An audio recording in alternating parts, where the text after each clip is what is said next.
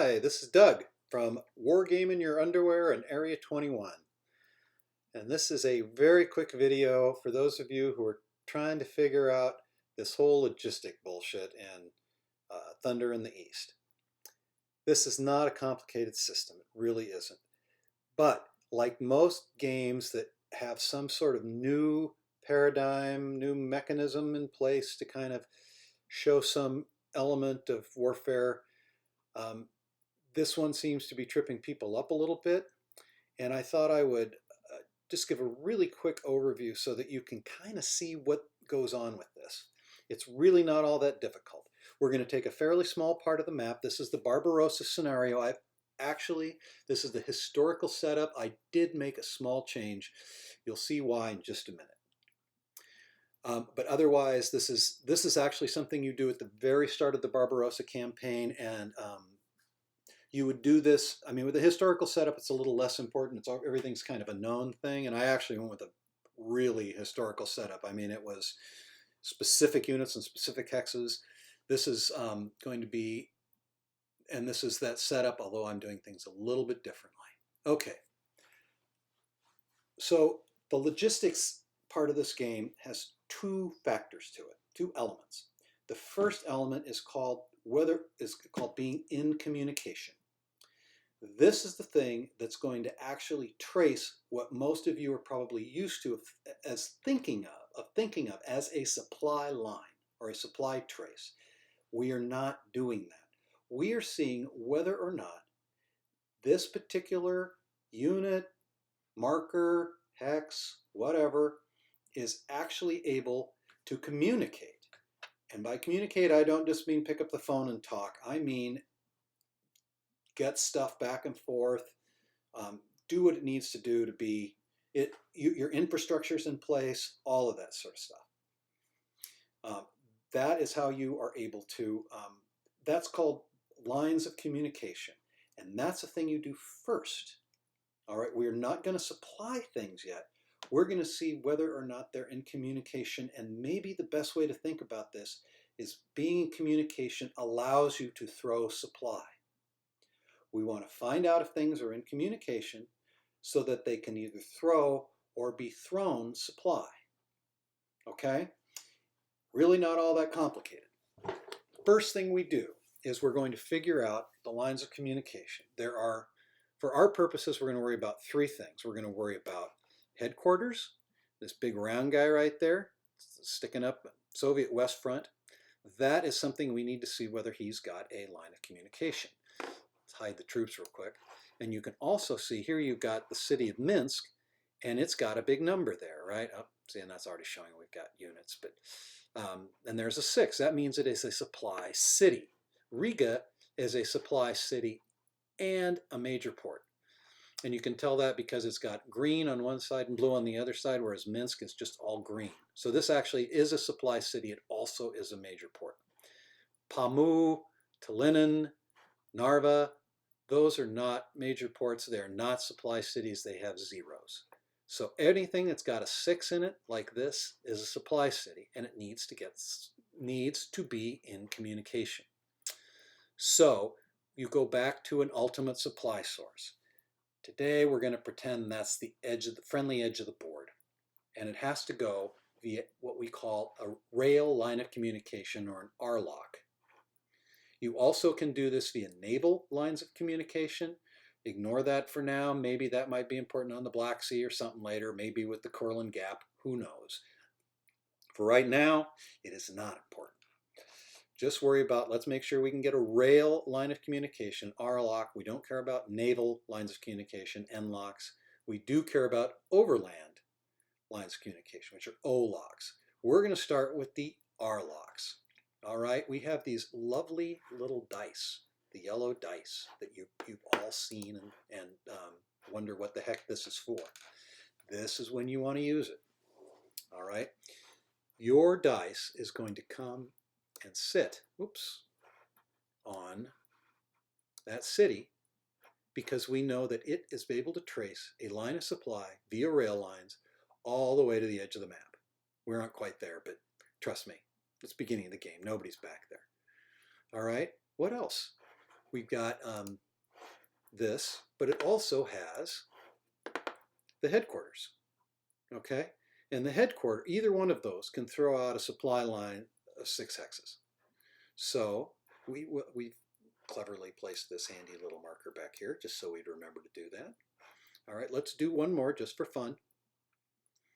And what's that one going to be? There aren't a lot of supply sources out here. Basically, Brovary, that's going to be one.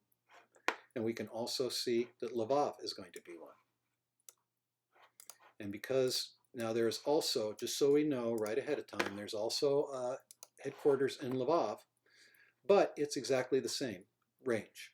It's got a range of 6. There are some things that change if you've got an HQ that's in attack mode, and if it's a strategic HQ instead of operational, then it can throw supply farther, but we're not worrying about that. We are worrying solely about whether or not these things are in lines of communication. And we've got 4 of them. That's good enough for now. We'll go with that, and this will give you a good sense, especially at this turn of the game. Next, we figure out whether the units have a line of communication. That means that they have to have a line that doesn't enter prohibited hexes, it doesn't cross lakes, any of the normal craziness, but it also can't go through a zone of control, mostly. So this unit, for example, this guy right here, he's a mechanized unit, but he can trace here, here, here, here, here, and get back to there. Doesn't matter what the distance is. We're not throwing supply. We're just seeing if they're in communication. This guy, normally that guy's throwing a ZOC, he's throwing a ZOC. If this was not a passable hex, let's say that this hex here was a lake, he could still go out because this guy here is obstructing the line of communication, or obstructing that EZOC coming from this unit, because this is a line of communication check. And this is the only time when friendly units negate EZOCs. Okay? Maybe major unit versus a minor unit. Don't worry about it. All our units right now that we care about are major units. They're all medium or large units. They're all major. Okay? So he would be able to still trace out through there. We look at our other units that are around here. They all can trace. Wait a minute. Hey, here's a guy. Right there. Let's zoom in on this a bit. Okay? Here's this dude. The 10th Infantry Army dude. There he is, sitting there. Hey, he throws a ZOC here, and he throws a ZOC here. You are isolated right off the top. Okay? Once you know he's isolated, you don't care about if he's in supply. You're only throwing supply to the units that aren't isolated. So you've already established there's a line of communication. Okay? That's it for our lines of communication. Remember, now, units always use overland. All right? But if they're in a supply city that is in supply, clearly they're going to be fine. Or if they've got, maybe they're in the Kurland pocket up here, which is where the Germans ended up, late 44, 45, they were sort of stuck here. They eventually got a breakout, but it was not pretty. But they have a port here, which would allow them to probably get some sort of naval supply. I'm not going to cover that, but just be aware that their naval supply is probably, in this particular title, most important when it comes to finding people who are isolated behind lines on a coast. All right. I want to cover one other thing really quickly here. Let's say, and these are the 2 units I swapped around before. All right. In this case, he clearly is not isolated. Okay. Because he can trace through here, get back to a supply city or HQ, no problem. This unit, however, has the same problem. ZOC, ZOC. So what's he going to do? Well, hey, wait a minute. He is motorized. He's got that lovely little white movement factor of 5. If you are motorized, you don't need to worry about EZOCs that are thrown out by leg units which have these not as lovely black numbers. So he could actually trace an overlying route of communication back to here, anywhere really, because he doesn't care about these guys. They're all leg units. If this guy and this guy had been mech, it would have been different. Or if they'd even been mounted, like the Germans have a ton of cavalry or something, but if they did, they could still block that line of supply. This is actually the historic setup. I'm going to go ahead and leave it. Actually, I'm going to go ahead and switch it back. I take that back. We have now, hey, congratulations. We figured out our lines of communication. They're doing fine. We know this guy's isolated. We don't need to worry about him anymore. Isolated is as bad as it gets. Next, we're going to throw the damn supply. This being the vassal module, of course, it has this handy show your standard range.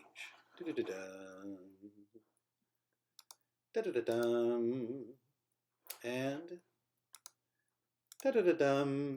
all right, so along this front line, there's also, I threw one here too, just for fun. So you can see all the units that are under that umbrella. There's more down here. This is actually Odessa's a supply source. So you can see there's like a tiny little window here of stuff that can't be supplied, but we don't really care. But wait a minute. These guys are not in supply. They're outside of that range. You don't have to trace supply, you throw supply. Think of it like a catapult, throwing giant wooden rabbits made to try to break into French castles to retrieve the Grail. That's exactly what this is doing, except that the French don't throw it back because we're not on the Western Front yet. So you can see that these 4 units are all going to be out of supply. That's not a big deal because they're not going to be attacking. Let me also note, this happens at the start of the very first turn.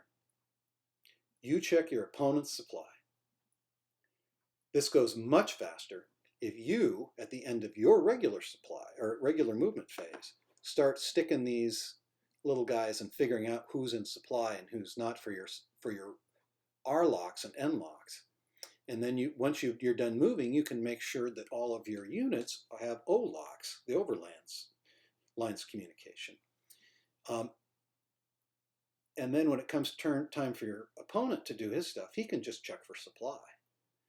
I mean, he doesn't have to worry about the lines of communication or any of that stuff. You'll know that at the end of by the time you're done moving. So that's actually pretty handy. So what happens with these guys? The guys that are out of supply, their attack strength's halved. Yay! Who cares? Not a big deal. But they will stay out of supply for that entire week. When it comes around to their turn, they don't check their supply, they check the German supply. So it can go both ways. If these 2 units were like this, and thusly so, this guy would be out of supply, but he would be in communication because the mech unit can go zip through those EZOCs. This guy would just be out of supply. And you can see there's just the 1 badge. Again, communication gets you your supply cities, gets you your HQs, make sure they're supply via R-LoCs, N-LoCs. Then, or maybe they're just right in an ultimate supply source. That's a possibility too. That goes from here to then checking O-LoCs to make sure all your units are not isolated. Then, once that's done, you can take your supply and throw it where it needs to go. There are a few other subtleties about this, but that's really the gist of it. If you can do this, you understand supply and logistics and lines of communication in Thunder of the East. I've been Doug for Area 21 and for War Game in Your Underwear, and we'll see you next time.